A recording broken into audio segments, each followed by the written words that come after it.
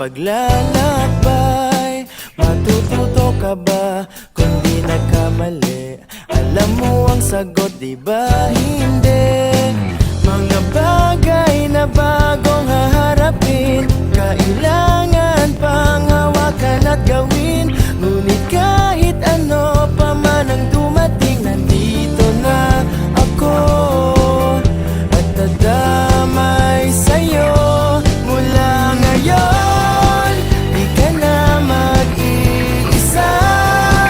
Huwag matakot mawala, sasamahan ka hanggang langit at di bibitaw sa piling mo, sa piling mo.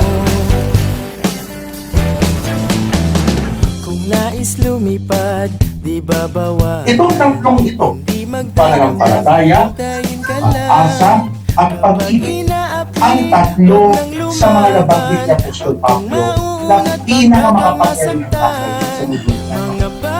Mag-umpisa tayo sa dapat kayong dalawa, bilang kayo ay magsiirong na inakasal, dapat kayo dapat nananalig kayo at sumusuporta kayo sa pangarap ng isa't isa. Sa madaling sabi, pag nagbalak si Aldrin na tumakbo bilang congressman sa susunod na eleksyon, obligasyon ng kanyang asawa na suportahan ka. Tama po ba? Sa umpisa, yung mga po, sana makita, sana hindi ako interview, sana hindi ako i-post ito.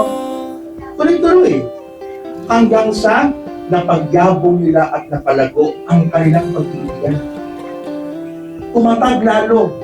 Dumating ang mga problema, dumating ang mga pagpapala, dumating ang mga blessings sa buhay, at dumating ang mga challenges. Pero your hope remained there. Pinanindigan yung pag-asa niya.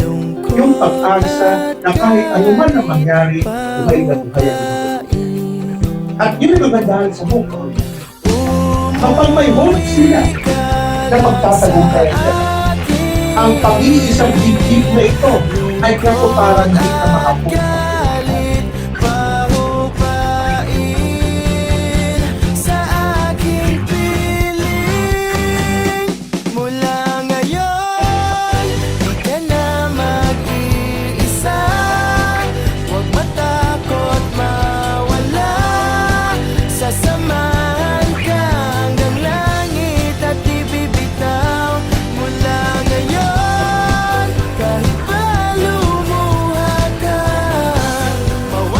Kakilala kami ni Daneline sa dating app sa Jaumo, yun.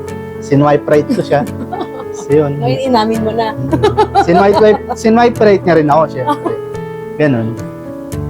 Tapos, yun, nagkakilala kami. Nagka-chat kami almost a year na din. Bago kami nagkita, biglaan na nayayaan.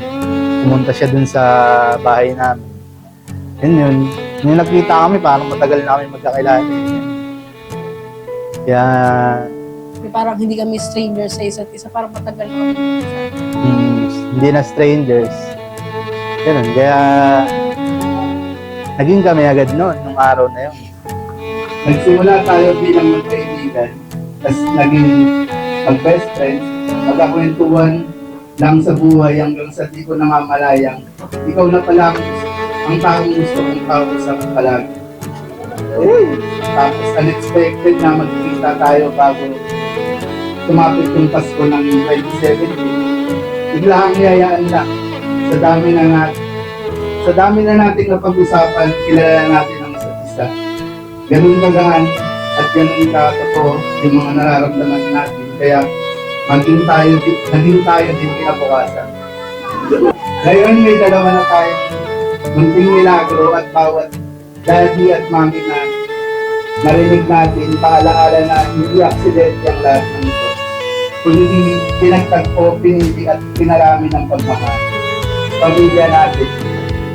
Pangako ko rin na ako pa rin ang best friend mo na handang makinig sa lahat ng tika at trans mo sa buhay.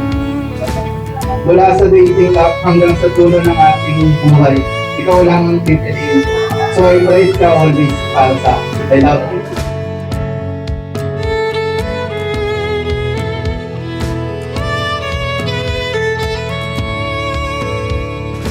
Nung nagkita po kasi kami noon, yun yung mga times na disperas, hindi pa kami yung family ko nag-gathering ng disperas ng Pasko, kaya nakipag-meet ako sa kanya. Eh, after work, nakipag-meet ako sa kanya, tapos nagkain kami na parang matagal na kami magkakilala. Tapos simula nun, doon na nabuo yung love story namin na after namin umuwi, kami na, agad-agad kami na, yun na yung po.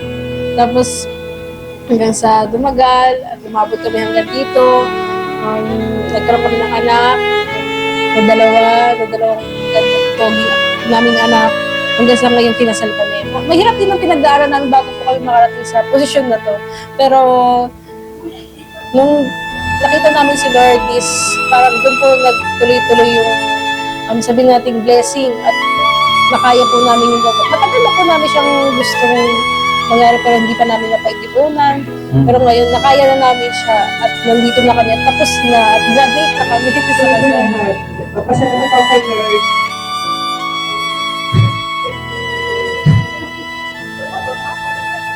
Dahil binigay nga sa atin yung pinaka-special na araw na to para sa buhay nating dalawa. Hindi ko akalain na darating tayo dito. Sa puntong kaya pala natin magkaroon sa sarili. Ganitong klaseng kasal. Kahit ang dami natin pinagdaanan na ating is nung magsisimula pa lang yung papel natin binubuo. Hindi ko makakalimutan yung mga araw. Simpleng magandyan lang tayo sa dating at naging magkaibigan at nag-isang dala ng isang isa dahil pareho tayong nasaktan ng Diyos na magkano ko sa atin para sa future natin. Pangako ko sa iyo, sa hirap at ginhawa, hindi kita iniiwan. Lagi ako nasa tabi mo, lagi dito sa suportahan.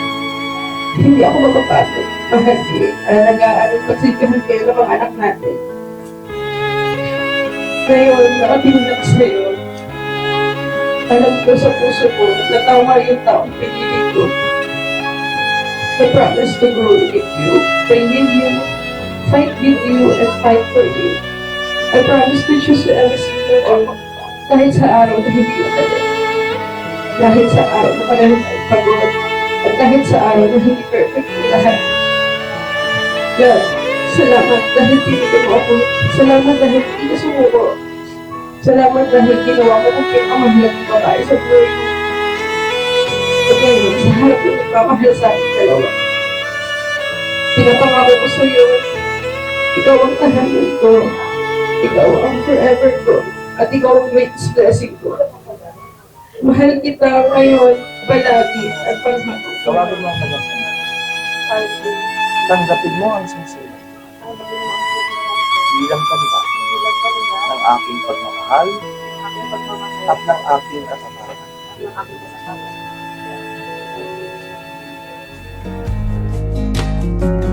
Looks like we made it. Look how far we've come, my baby. We might have took the long way. We knew we'd get there someday. They said, I bet they'll never make it. But just look at us holding on. We're still together, still going strong. You're still the one I run to, the one that I belong. Yun, nagustuhan ko kay Danilyn. Siyempre, maganda. Number one na yan. Tsaka, ayun, maalaga sa mga anak namin, maalaga sa amin. Tapos, yun, kahit marami akong kalokohan, bilang pa rin siya, tinatanggap niya pa rin ako. Yun, umpisa pa lang naman yun. Ito, umpisa ulit kasi kasal na kami. Saka, ano pa ba, mabait. Yun, mahaba yung pasensya. Yun talaga, yung the best. Look at what we would be missing. They said, I Kung nagustuhan ko kay they'll Aldrin, never make it. pinaka nagustuhan ko sa kanya is switch siya sa mama niya. Kasi yung bago ako magjowa, o maghanap ng boyfriend. Kasi na yung iniisip ko, na gusto ko yung lalaki. Nagugustuhan ko at makakasama ko is yung sweet sa mama. Kasi pag alam ko pag sweet sa mama niya is mas sweet siya sa akin, mas magalang, mas may respeto. Yun po pinaka-nagustuhan ko sa kanya. Hawakan mo ang aking kamay at tayong dalawa'y maghahasik ng kaligayahan. Bitawan mong unang salita, ako ay handa nang tumapak sa lupa.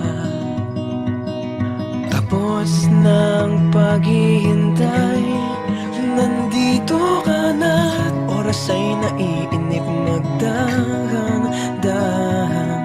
Sinasamsam bawat gunita na para bang tayo'y di natatanda. Ligayan mo'y nasa huli, sambit na ng iyong mga labi. Parang isang panaginip ang muling mapagbigyan. Tayo'y muling magkasama, ang dati ay baliwala. Ang napapangako ko sa'yo, sa mga oras na mahina ka, andito lang ako. Pag napanghinaan ka ng pagparalakas ang tulog mo, lalo na sa pagplano sa pamilya natin. Nakita rin ang ating landas, Andito lang ako. wala nang iba. Gagabayan naman natin, pamilya natin, mas lalo kong aalagaan para mas mag-grow tayo as family. Ay yung niyanig, o anong ligay Sabay tayo, tutuparin sumama sa mas tutuparin pa natin yung pangarap pa natin sa pamilya Nais ko natin. lang humindi Tatandaan mo yung mahalaga kita. sa saliw ng iyong tinig. Parang isang panaginip, Ayun, ngayong kasal na tayo, pinapangako ko na mapagbigyan. yun, ako pa rin yung, kahit kasal na tayo, ako pa rin yung kaibigan na pwede kwentuhan ng mga kung ano-anong klaseng business na laganap ko, kaya maraming sa buhay. Ganun, pinapangako ko na mas pagtitibayin ka natin, pagsasama natin, may mga anak tayo, sabay natin buuin yung mga pangarap. Mahal kita, dahil